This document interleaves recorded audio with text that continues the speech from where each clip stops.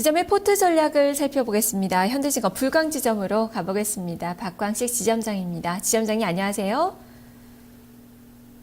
지점장님 안녕하세요. 네, 지금 연결이 잠시 지연이 되고 있습니다. 시장 상황 보겠습니다. 지수는 여전히 2000선에서 움직임이 계속되고 있는데 지금 연결이 됐네요. 다시 한번 연결을 해보죠.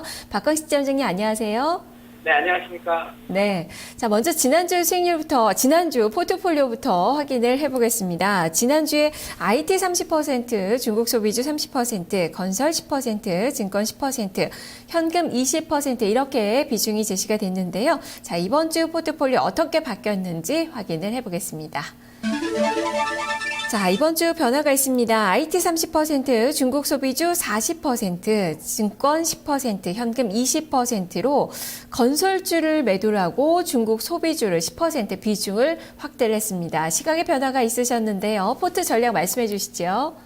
네, 그렇습니다. 일단 지수가 고점 돌파 후에 매물 소화 과정을 거치고 있는 걸로 판단을 했고요. 그다음에 종목이 지금 강세를 보이고 있습니다. 코스닥 시장이 강세를 보이고 있는데, 이러한 측면하고 아무래도 그 4분기 실적 부분들, 그러한 부분들을 좀 초점을 맞추는 그러한 포트로 좀 변경을 해봤고요.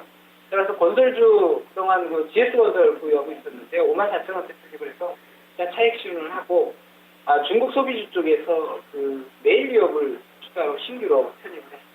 네, GS건설을 차익 실현하고 메일유업을 신규로 편입했다라고 말씀해 주셨는데, 자, 그러면 각 섹터별로 관심 종목들은 어떤 종목입니까?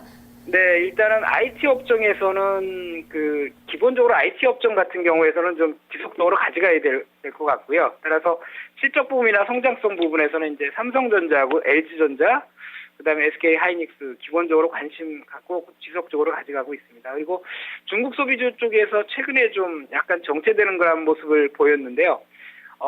그 중에서도 이제 CJ 제휴제당을 제가 여기서 54만 원대 계속 34만 원대 추천을 해서 끌고 오고 있는데, 원화 강세 수혜주로서 좀 강세를 보이고 있습니다. 비슷한 게 메일유업이고요. 그래서 추가로 편입해봤고, 그다음에 빙그레하고 에이블시 이제 화장품주들도 관심 있게 지금 보고 있습니다. 그리고 모바일 관련주 쪽에서는 이제 그 전자 결제 관련주들, 그래서 한국 사이버 결제하고 모빌리언스 편입은 하지는 않았지만 관심 있게 지켜보고 있고요. 그다음에 유동성 장세에서 증권주 여전히 좀 관심 있게 보고 있습니다. 네, 중국 소비주에 대한 종목의 관심이 상당히 좀 높으시네요. 자, 그러면 최종 포트폴리오가 어떻게 구성이 된 거죠? 네, 일단 종목은 수는 8개 똑같고요. IT 쪽에서는 삼성전자, 그다음에 LG전자, SK하이닉스 10% 각각 편입이 되어 있고요. 중국 소비주 쪽에서는 이제 LG생활건강, 오스테인플란트, 그다음에 CJ제일제당 새롭게 들어간 이제 메일유업이 각 10%로 돼서 전체 40%를 중국 소비 관련주로 편입을 했고요. 대우증권 10%에서 전체적으로 이제 80% 주식을 가져가고요. 현금 20%로 가져가고 있습니다. 예, 이 메일유업은 좀 장기적으로 보시는 종목이신가요?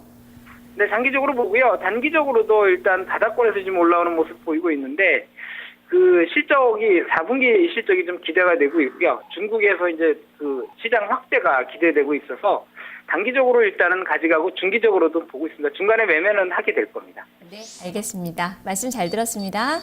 예, 감사합니다. 네, 포트폴리오 다시 한번 확인을 해보겠습니다. 종목의 수는 좀 많습니다. 삼성전자, SK하이닉스, LG전자 이렇게 IT주에 각각 10%씩 해서 30%의 비중을 IT주에 실었습니다. 그리고 LG생활건강, 오스테인플란트, CJ제일제당, 메일유업까지 각각 10%씩 중국 소비주들 40% 비중을 차지하고 있고요. 대우증권 10%, 현금 20%로 포트폴리오가 구성이 됐습니다. 박광식 지점장의 포트폴리오 확인을 해봤습니다.